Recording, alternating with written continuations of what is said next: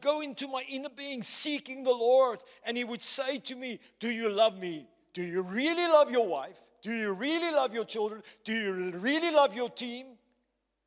Then you will choose me and my will and my ways. So first of all, I want you to hear this. To love God means deep in my heart where no one can see. I am devoted not to GK1 Church. I'm devoted to God. I am not loyal to anyone here above God. My devotion is first to Him. My heart belongs to Him. Then it belongs to my wife. Then it belongs to my children. Then it belongs to where God has planted me. Then it belongs to whatever dream and aspiration I have. But it's not above. No family, no aspiration, no dream, no vision is more important than the devotion that I have in my heart. And only God can work this in your heart. But I want to say to you, please hear me. If it's not there, you got to repent. Because you will not achieve your full potential. For Jesus, He was totally devoted to the Father. Above all, completely. And I will explain it now in works. But listen to this. Listen to this. Where Jesus said, love the Lord thy God with all your heart, all your soul, all your mind. In Mark He says, and with all your strength. God is requiring of you, who created you, to say, here I am, God. From now on, there's nothing more important. I choose. It's a choice. He will give you the grace, but it's a choice. And it's a choice, and you got to discern what's going on in your heart. Have something become bigger, more important than Him and your devotion to Him? Is it comfort? Is it a dream? Is it a spouse? Is it a child? Is it money? Is there something higher? Because I give you my word, it will lead you astray if it's more important than God in your heart. And today you got to come to your cross. Today you got to face it and say, I've drifted away, I'm back. I choose, Lord, because God cannot choose for you. But you can remove your lampstand. You can lose your marriage. You can have your children drifting away.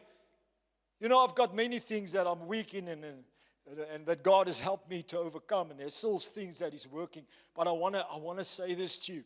This I've seen. If you choose God, there's an increase of favor from your wife towards you. You towards your wife. Dinge werk net.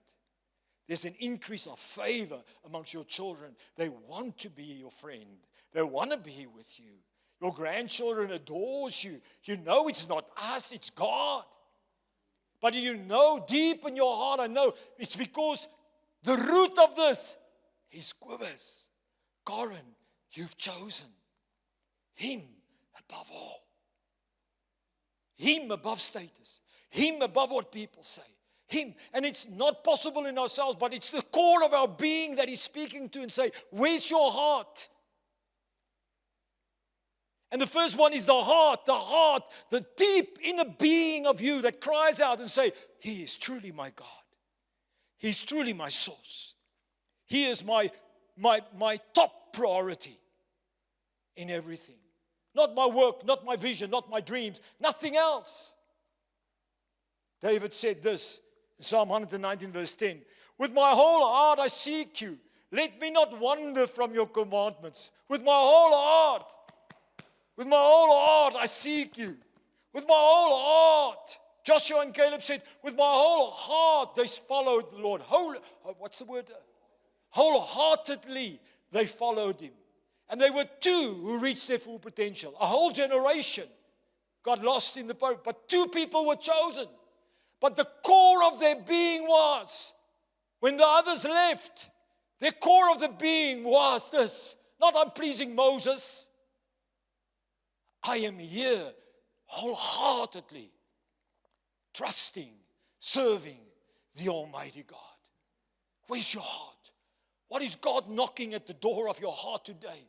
Does your heart still belongs to Him as first priority? Or have that relationship that you've trusted for, like Abraham loved Isaac. Oh, not Isaac, Isaac.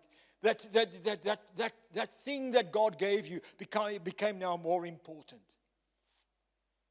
I see here's a couple of people here who are dating someone new, and they trust that God gave the one for the other. Just make sure if you want to have it, that you don't put that person in front of God. Neither that friend, neither that house that you trusted God for, neither the man that you married, neither the money that's in your bank. Here is He challenging you, because we are on a journey of all of us continue to achieve our full potential. Whoever you say, yes, Lord. Listen to this. Secondly, God is my first love means secondly this, and I want you to look at this. Secondly, I have chosen to make times of intimate fellowship with God, my Father, my number one priority. In other words, I want you to hear this. When I fell in love with Karen, sorry, I'm using her as an example on all the different sides, but I want to say this to you, right? When I fell in love with Karen, man, ek het nie petrol in my kar gehad nie, maar Wellington toe het ek gery. Ek beloof julle, die Here weet hoe ek daar uitgekom partymal. Maar op 'n leë tank, ek het dit gemaak. But why? Because I just wanted to be 2 hours with her. Hopefully she also wanted to be with me. But as a man of faith, right? When God is your first love, the first sign is the second part of the definition of God's my first love. There's nothing more important for you than having time with God. You can be on holiday. You can be having a workload. Your priority is my gym time with God. My priority is my corporate time with God, where He planted me. My priority is, it's not a law. It's not I must, because the principles say so. I have a desire. I have a desire to meet with God. I can't go empty. I need Him. I need that. I need that blessing. I need that presence. I need to be loved by Him in my inner being. I need to feel Him. This morning, early in the hours, I was singing a song that I wrote about come and fill me again. And I cried out to God when the tears were flowing because I love Him. Because I want to be with Him. I want to touch me. Be intimate with me. Come on, connect me. Don't separate yourself. Tell me if there's something that I'm doing because I need you. I love you. And I want to spend time with my wife. And because I love her. And I want to spend time with my children and grandchildren. And with my colleagues and my friends and my family. I want to spend time with you. And I wanted to. But it's not more important than God. And if you truly love God, that will be the attitude of your mind. If God is still your first love and it hasn't become a priority. No, business is, we're overloaded with work, so neglect God. No, the demands are so much, neglect God. No, I haven't got place to have time. The house is too small. Ask Karen. I would go and sit in the car. I will drive to a place and have a 10-minute time with God. If there's no room in the house with the kids running, I will. Why? Because not I'm legalistic. I love God. He's my first love. I cannot live without Him. David cried this out. I just want you to see this. He says, as the deer pants for streams of water, so my soul pants for you, oh my God. My soul thirsts for God, for the living God. When can I go and meet God? Not, I must tick it off. It's not, I must tick it off. It's, I want to be there. I want to be there. Where two or more gathers, Christ is there. I want to be there. If it's a small group, I want to be there. It's not a religious thing. Oh, yes, they're going to see me and say, okay, good, you qualify for a leader. No, I want to be there because I love Him. Because I love Him, I love Him, I love Him, I love Him. My heart is devoted to you. You're my first love. My priority. My priority to spend time with. Oh, man, if you look at the life of Jesus, you would see, people just hear me, Jesus would go ministering demands as high upon Him. And then He will just turn to His disciples and say, jump on the boat. Get me out here. I rest a while, spending time. Then the Bible says, every now and then he departed to the mountains. And he went to fall on his face, seek the Lord. In his core being, he loved God. Man, listen to me. God could have called you by your name, but you can lose it. If something else becomes more important, you can lose your breakthrough. And the Lord will rather withhold the breakthrough than you carrying on, losing your first love. He wants you to repent in your heart. He wants to turn to your heart, because your marriage will come, and there will come a solution. If there's problems, if you choose God, just choose Him. Just run to Him. Just seek His face. Thirdly, the love of God means the following. I want you to hear this. What does it mean? Thirdly, it means I have chosen to follow the voice and principles of God, my Father, above all people and aspirations. So it starts with a core being here. Before the second one, before the third one, it comes heart belongs to Him. My heart is not my vision, not my wife, not a happy marriage, not my children, not my grandchildren, not my people that I serve. No, it's core of my being. I'm here in the ministry because I love you. You have separated me. You've called me. I belong to you. No ego in the place. Nothing. Secondly, my time spent with God, I prove it, my love for Him, by my time that I want to spend with Him. Thirdly, wherever I go, wherever I'm challenged, there's no higher command than what He tells me to do. No higher command. I dig my heels in the ground. I serve God wholeheartedly. I serve Him with all my heart. I will obey Him as an Abram. I will obey as Jesus proved His love. Listen to this. Jesus said, John 6 verse 38, for I have come down from heaven, not to do my will, but the will of Him who sent me. So He showed His love for God by saying, Father, not my will. In the Garden of Gethsemane, when He was tested, He said, Father, won't you let this cup pass me by? Nevertheless, Father, not my will, but your will. Even in the midst of suffering, Job said, his wife said, curse God and die. He said, no, I will not dare do it. For God has commanded me. Good things came from Him. These bad things I will stand. And God restored him and gave him twice as much. Because he said, I will obey God above all. I will obey Him. I will obey Him. People, the true body of Christ are God lovers. If you're a God lover, these three things are part of your being. My heart is above all belongs to Him. It's not to the baby. First Him.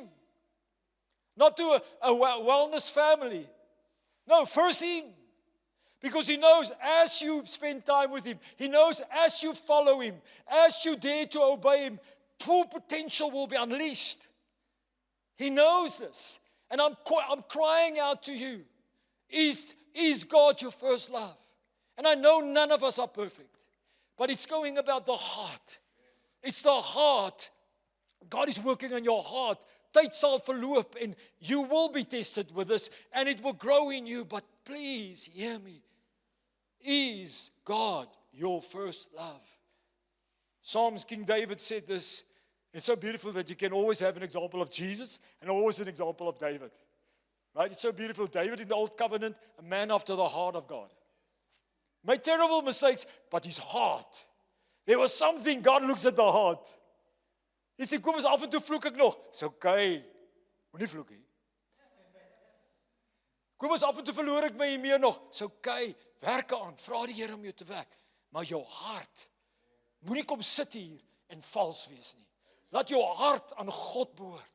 Laat jou hart sê, ek wil die Here dien. Want niemand kan sien, nie dien ek God.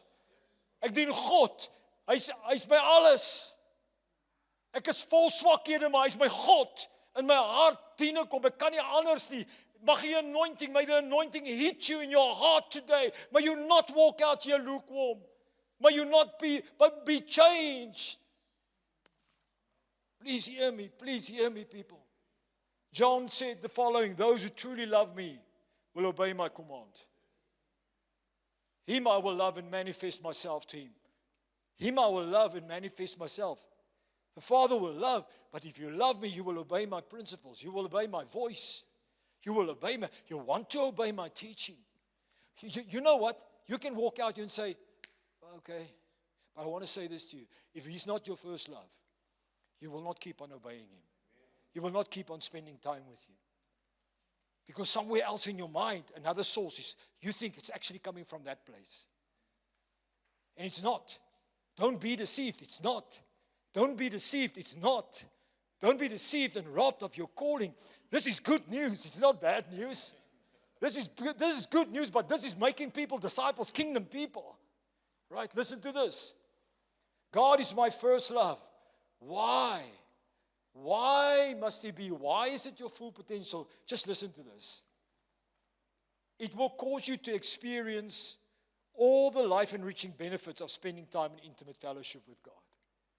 In other words, when you spend time with God, God knows you will be renewed with strength and patience. If not, you will not be. When you spend time with him, he knows you will be renewed with faith and in God's power. If not, you will start to lack faith. He knows, listen to this, he knows if you spend time with him, you will be renewed. Your love for him will be renewed. He knows if you spend time with him, your love for God's creation will be renewed. But otherwise, that love will start to leak out. He knows if you spend time with him, you discern his voice better. And you will be able to hear him more. He knows that your prayers will be answered when you make time to acknowledge God in all of your ways. And God will direct you. He knows that you will be, every time that you spend time with God, revived, rejuvenated. He knows that you will be robbed, and he truly loves you. So he says, if you don't love me, and I'm not your first commandment, you will not experience this, because this is how I've created you, that you need to be connecting with me so that the divine power can flow. People, please hear me. This God, I'm crazy in love with him. And I know you sit here because you love God. Just make sure that it's your first love for the rest of your life. Dig your heels in the ground. Look at your heart and say, Here, van voor tot agter, Here, hier's ek. Listen, secondly, why? Why does God want us to love him first? Because it will cause you to experience all the life-enriching benefits of following his voice and his ways. God knows, hear me, God knows when you follow him, you seek first the kingdom, provision will come. God knows when you follow him, protection will be guaranteed.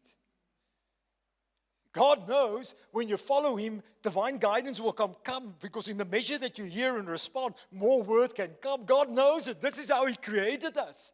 He's your creator.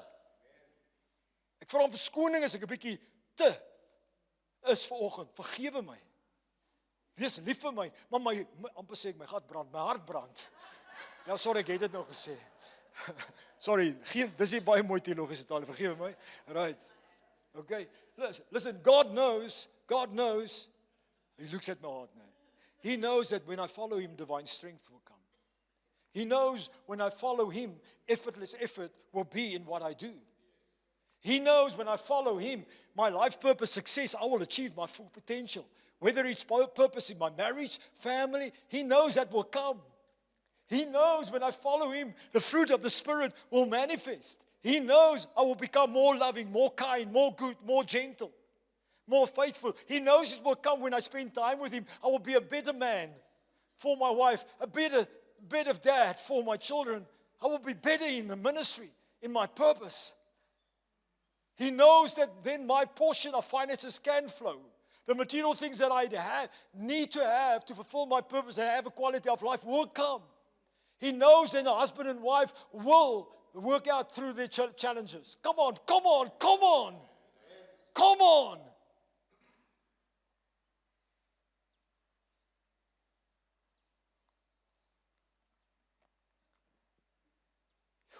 He's so wise. Can you understand why he says the first commandment, the greatest of all? The greatest of all is not to love others. He says equal to that. But the greatest of all, starting off, is this. I'm challenging you today. I want to end off with just showing you what I call this ever-increasing divine love cycle. Okay? I believe there's a cycle that repeats itself. That's what a cycle is. Continue. And if you in that stream, the following things will happen. If God is your first love and you're truly connected to God, right? This is how you fell in love more with Him.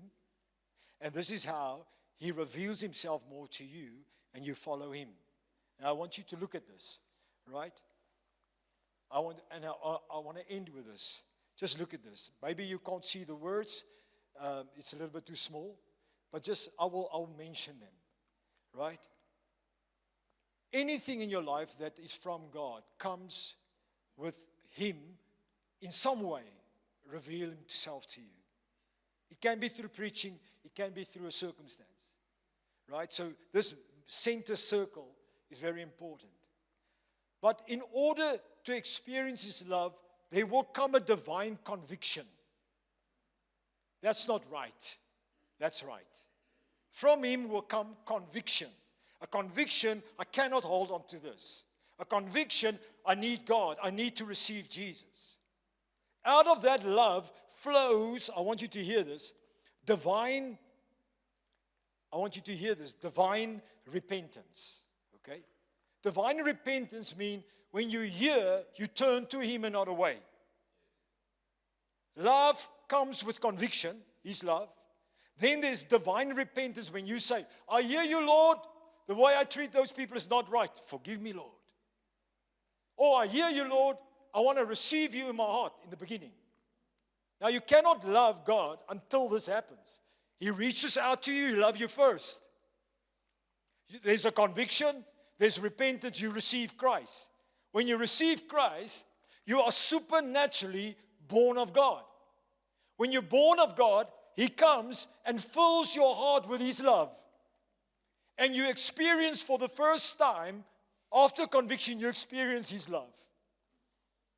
You cannot define it to people, but it's here.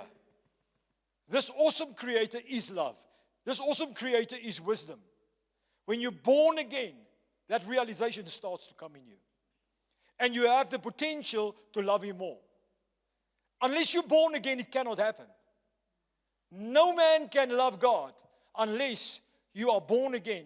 You receive the gift of eternal life. The Bible says this is the gift of eternal life, that you may love, that you may know God and His Son. Please hear me.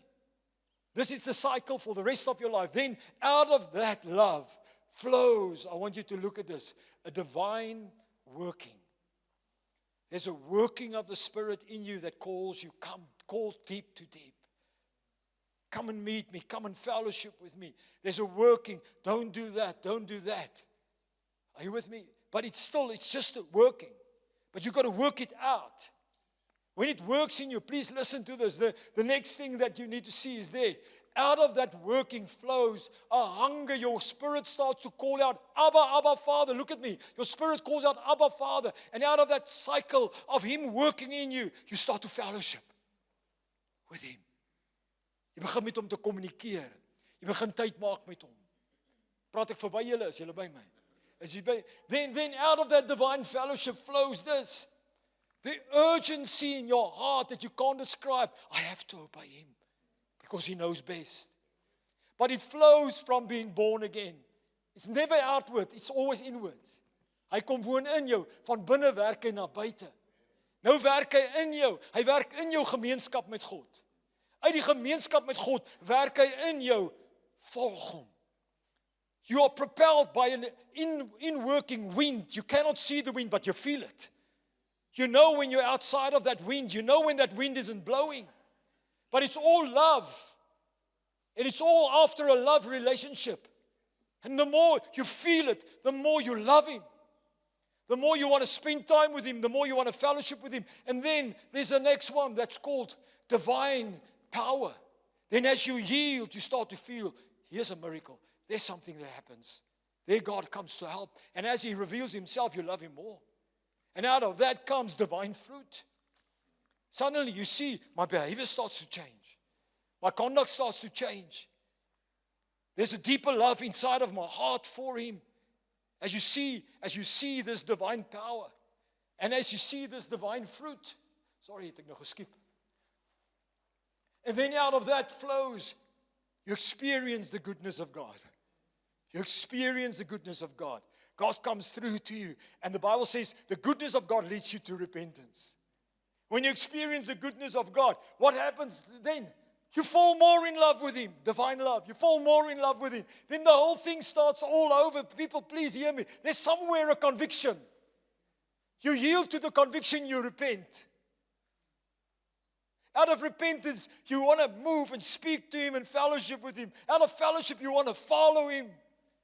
It's the true Christianity.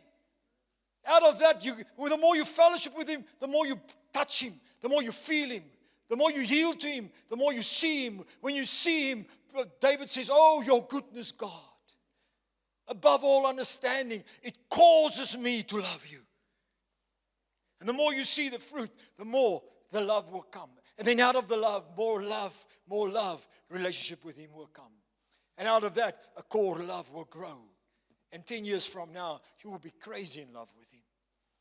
And you will be willing to jump over walls, whatever He says, because your wish is my command. You've proven yourself. But this is where it comes. Christianity is not, I need to be loyal to you. It's a cycle. Out of the cycle, you'll never experience more of the love of God. Am I making sense? Maak ek sin? Vandag wil ek vir jou vra. I want to ask you. Are you willing to make a lifetime commitment to God? Flowing from the core of your being.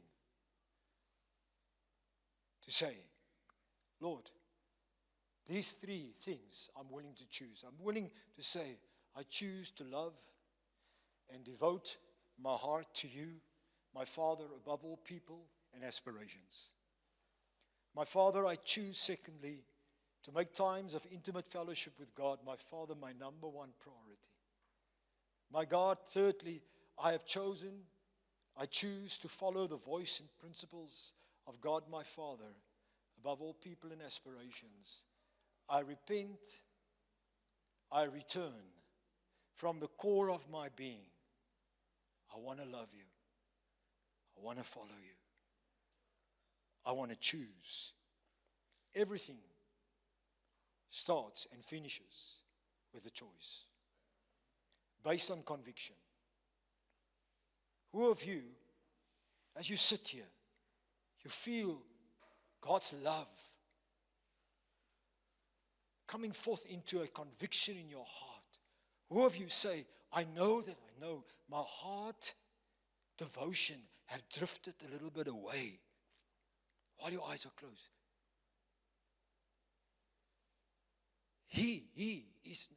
My heart.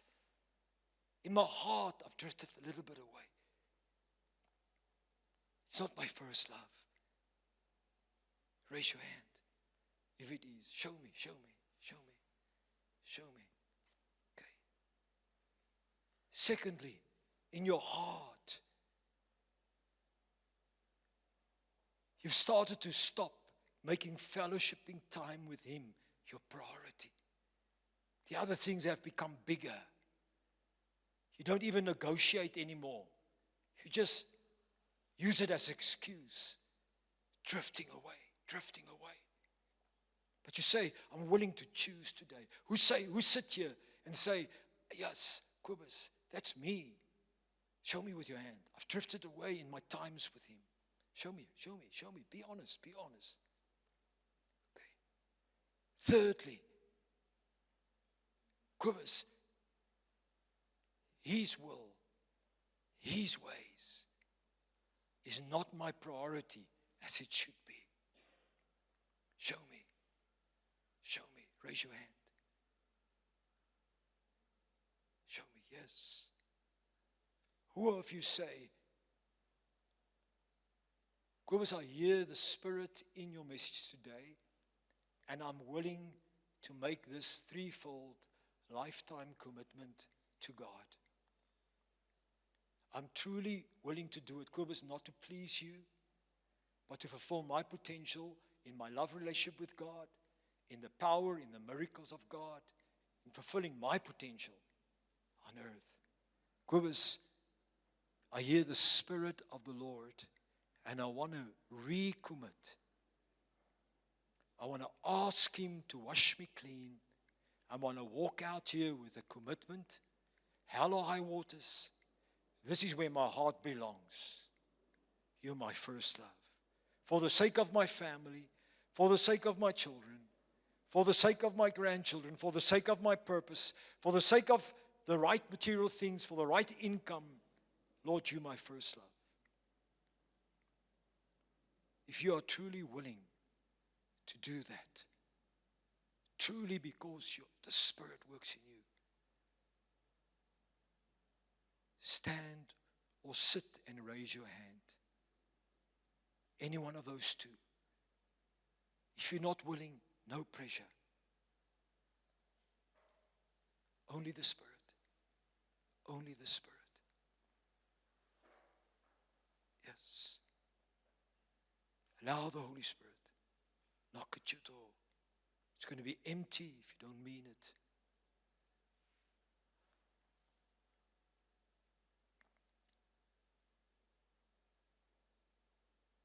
If you sit like I've asked you, but you feel you don't want to stand, but you want to commit with me to this Almighty God, raise your right hand before the Lord.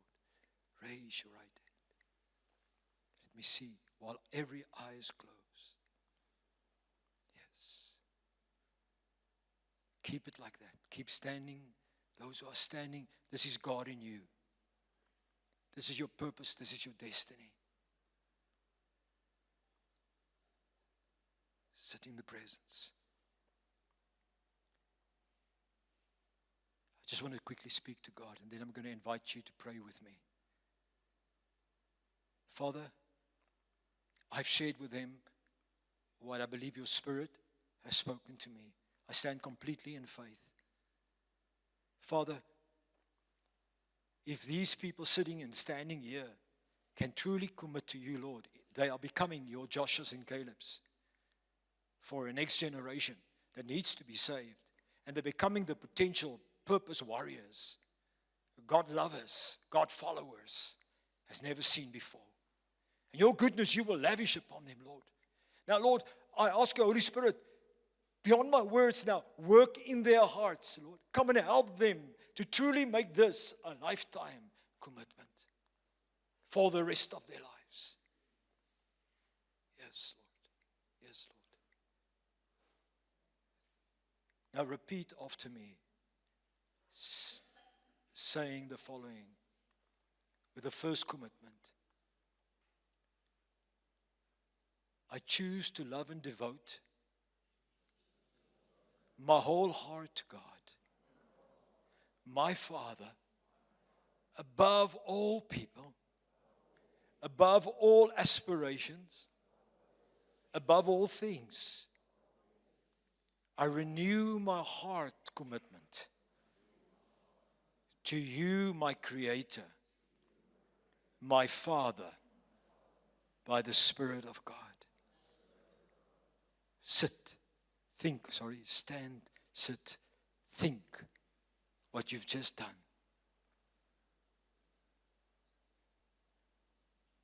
Secondly, say the following and repeat this. I choose to make times of intimate fellowship with God, my Father, my number one priority. So help me, my God. This is my lifetime commitment. Thirdly, I choose to follow the voice and principles of God my Father above all people, above all things, above all aspirations. I return to my first love by the Spirit of God. Forgive me, Lord. Forgive me, Lord. Here I am. I turn my heart. I turn my body. I turn my mind. I turn my soul